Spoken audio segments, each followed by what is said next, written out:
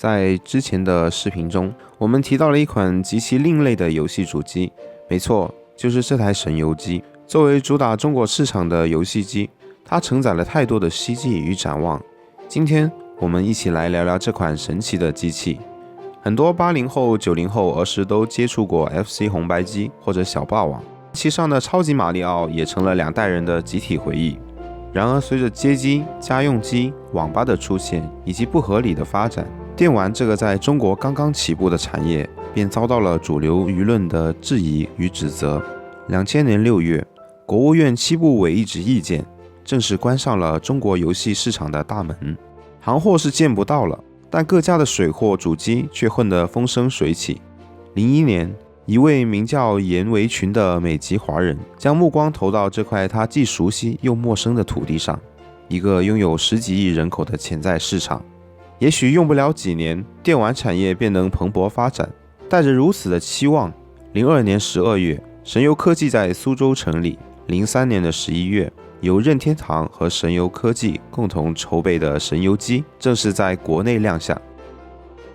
在游戏主机界，神游机的造型算是相当别致了，如今看来也颇有些科幻感。其主体仅仅是一个手柄，大小与 Xbox 360手柄相近。是的，你没有看错，这个手柄就是主机，主机就是手柄。正面是摇杆与操作键，背部下方为储存游戏的神游卡，整机略重，手感见仁见智。背部中央的浮雕铭文则打出了3维互动系统的旗号，这实际上也算是曲线救国的无奈之举。机器采用的是3色 AV 线输出，另一端直接与神游机相接，而电源则是通过控制线供给到神游机上。这种设计看起来实在有些奇怪。神游机虽然运行的是 N64 的游戏，但是并不能直接使用 N64 的卡带，而是使用了一种被称为神游卡的特殊卡带。游戏并没有实体卡出售，需要玩家到神游加油站用神游票购买游戏，并写入神游卡，方可进行游玩。在当时，神游机售价仅为498元，神游票售价为48元。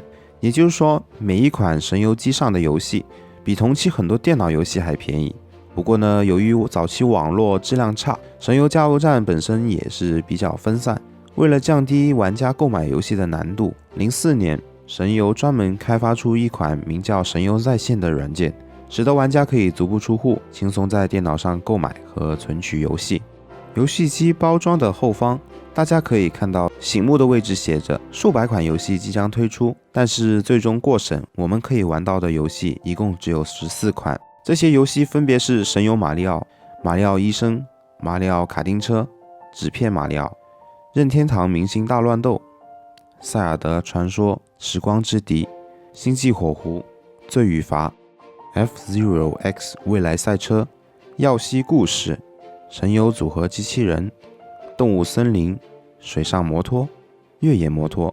由于神游机的下载服务已经于16年下线，我们现在买到的神游机已经不可以再更新到游戏了。也就是说，你买的神游机卡里面有什么游戏，你就只能玩什么游戏。我们手头上这台机器上能玩到的游戏有塞尔达传说、时光之笛、星际火狐、神游马里奥以及水上摩托的试玩版本。这些游戏已经得到了完全的中文汉化，在星际火狐中甚至还能听到国语配音。游戏的本地化方面，神游着实做得不错。但是本世纪初期，神游机所使用的 N64 平台在画面上要比 NGC、PS2 以及 Xbox 差好几个段位。虽说画面上不是游戏好坏的唯一标准，但是真的很重要。从包装到游戏的本地化上，都能看出任天堂和神游的重视程度。然而理想很丰满，现实很骨感。神游机发布伊始，国内许多媒体及玩家对其并不看好。它的底子仅仅是1996年发布的 N64， 这么多年过去了，中国玩家们等来的只是一款变了脸的过气产品，再物美价廉也抵不住大部分人失望。毕竟核心向玩家对价格从来都不甚敏感，在他们眼里，这个过气产品真的不够炫酷啊。在同时水货产品上的 PS2、Xbox、NGC 配搭上各种破解，哪一个不比神游机更有吸引力？随后市场也证明，被寄予厚望的神游机未能扛起大陆游戏机市场正规化的大旗，其包装上的数百款游戏也因为审核、bug 等种种原因减少到了10几款。这款中国版的 N64 可谓是满盘皆输。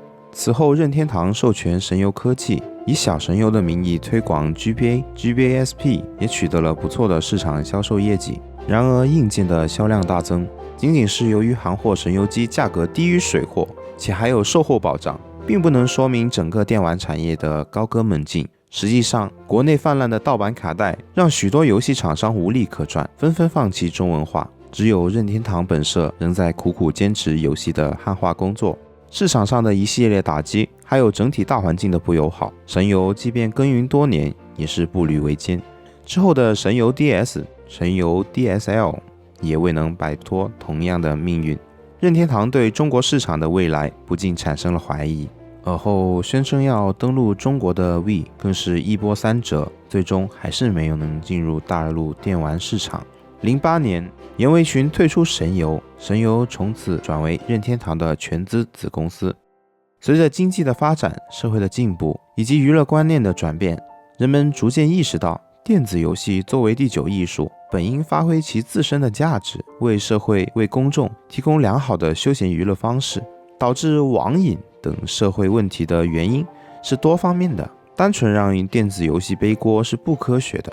从上世纪90年代开始，由于缺少有效的监管与引导，进口游戏市场一直处于灰色地带，加上大环境的敌视，电玩游戏被扣上一顶电子海洛因的帽子。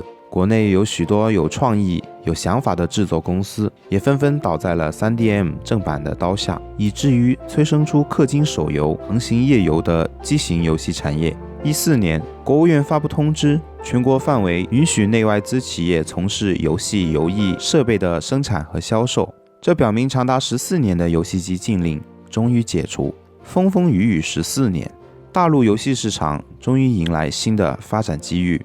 16年10月，神游科技宣布，神游机于16年12月正式终止服务。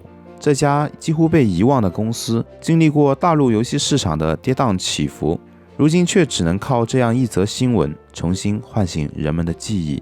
时至今日，大陆的玩家版权意识已经有了显著提高，越来越多的人也乐于去购买各种娱乐服务。